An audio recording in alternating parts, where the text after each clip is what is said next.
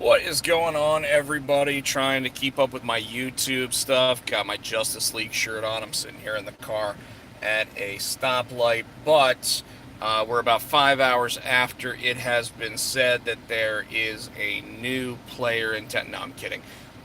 Disney and Fox have announced that the $71.3 million merger has been accepted, and it brings all of the comic book characters home that were all over the place up until now. So the questions going out there at this point are: will Hugh Jackman revive the role of Wolverine?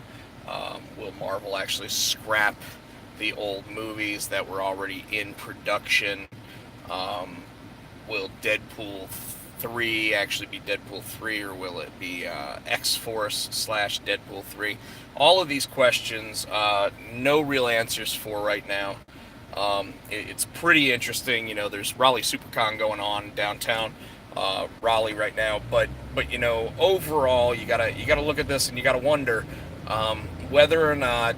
And sorry, I'm gonna keep my eyes on the road because it is 5:45 in the afternoon, so there's plenty of bad driving going on.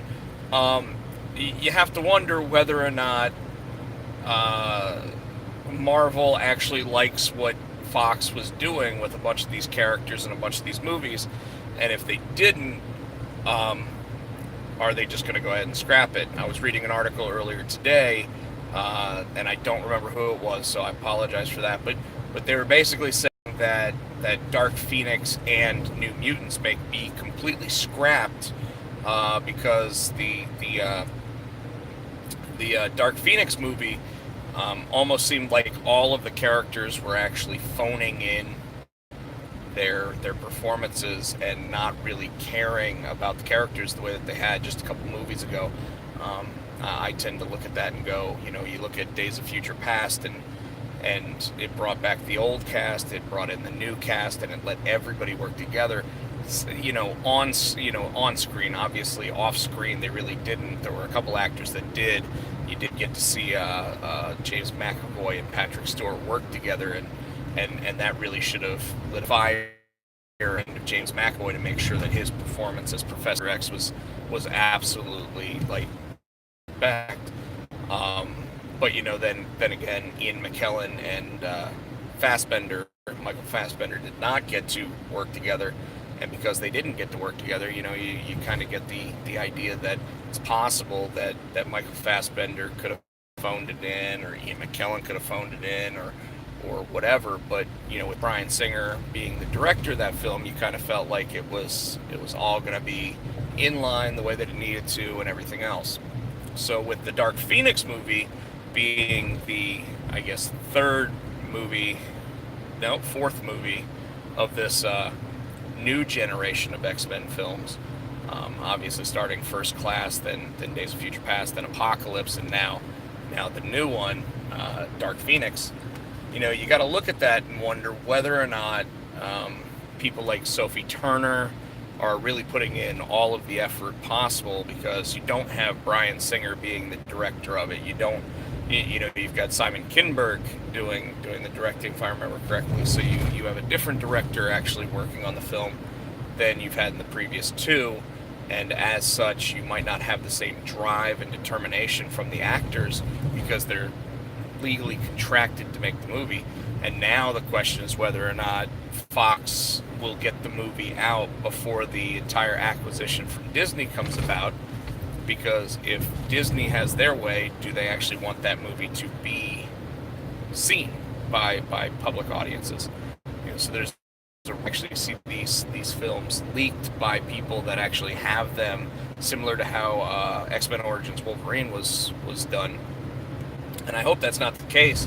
I'd like to see them make sure that reshoots and everything else happen to make this film worthwhile, and get everything exactly the way that everybody wants it, so that they can continue that series with the set of actors and actresses that they've already applied to the positions. And the same goes to Mutants, which The director apparently was trying to take something in the X-Men universe and turn it into a horror film, which sounds like a cool idea. There's definitely some characters that could be loaded into that and made to work pretty well with a horror theme. From Ilyana and her going down to hell and becoming magic, and all of that.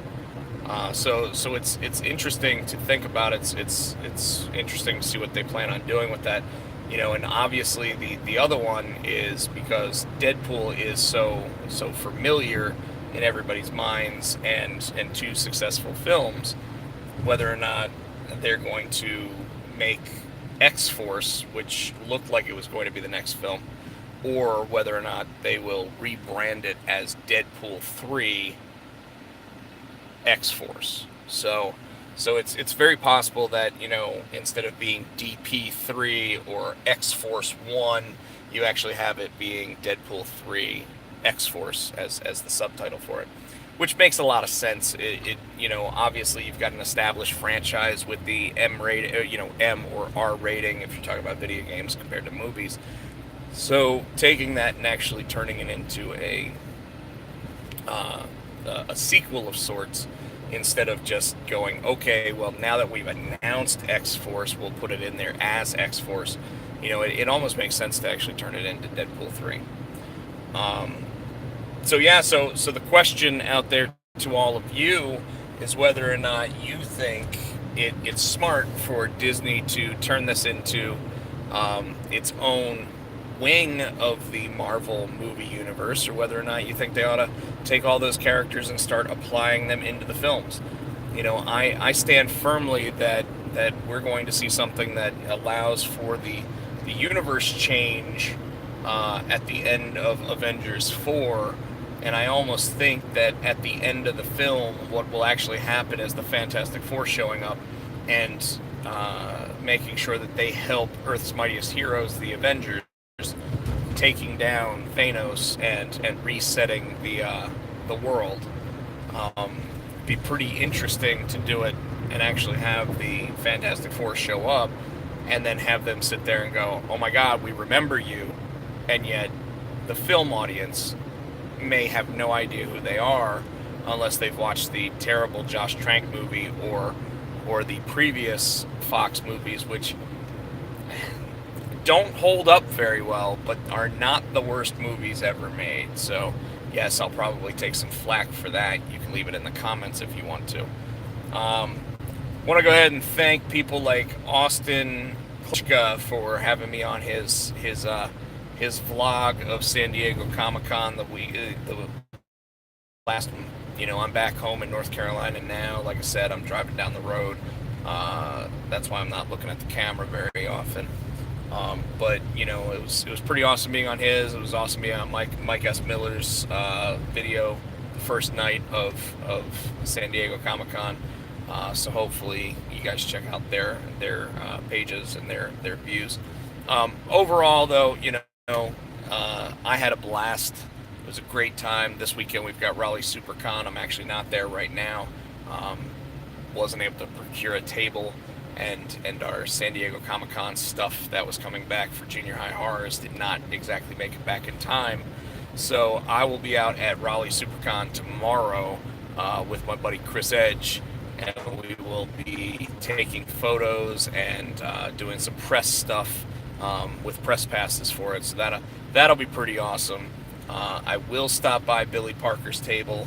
He should have the Junior High Horrors stuff up tomorrow, and as long as he does, I'm going to come by, sign a couple copies of it.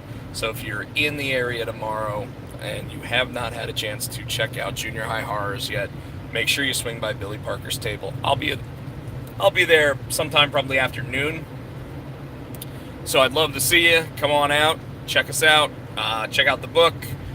It's pretty important. Yesterday, Thursday, was the last day that you could actually pre-order a copy from your local shop and have them get it for you. So hopefully you all went out there and did just that. Means a lot to me, and a lot to Rob Rediano, and a lot to Billy Parker, as well as a lot to Keenspot for taking a chance on a brand new book, But the premise is solid. Robert Kirkman may have said that it is awesome, so you don't want to miss out in the middle of September when that book comes out. So all that said and done, I am gonna drop off here. Want to make sure that I get home safe. But yeah, wanted to keep up, let everybody know what's going on with me, see where that's going, and of course, if you like, share, subscribe to the channel, do all that fun stuff. I expect to have more stuff out there for everybody to take a look at here shortly, and I'd love to answer your questions and tackle all that stuff as well. So if you got anything out there that you want me to answer in terms of pop culture knowledge, comic books, movies, TV, video games, or even sports, we can see what I actually have to say about it, because, well, I store a lot of random information in my noggin. So I'm going to let everybody run. Have a blast. If you're out at SuperCon this weekend, come by and try to see me at just walking around the convention. Or, obviously, if I stop by Billy Parker or Rob Rediano's table, make sure that you stop by and say hi. Be awesome to see everybody. Definitely want to talk about the book, hear what you have to say about it, and all that good stuff. So if you've got anything that you want to make sure that you see me for, like I said, I will be out there at noon on Saturday. We'll keep everybody updated. Probably be live streaming from the convention floor. So we'll see what's going on there. All right. Hope to see everybody there. And if not, keep an eye on the Facebook page, facebook.com/Rob Pochak, or keep an eye on any of my other social media outlets, including the Junior High Horrors one, because we will be making sure that we keep in contact with everybody to let everyone know not only when the first issue actually will be in stores, but also how all of our signings will be handled going forward. All right? Look forward to hearing from everybody. Look forward to seeing all the comments in the suggestions below. And I'm out of here.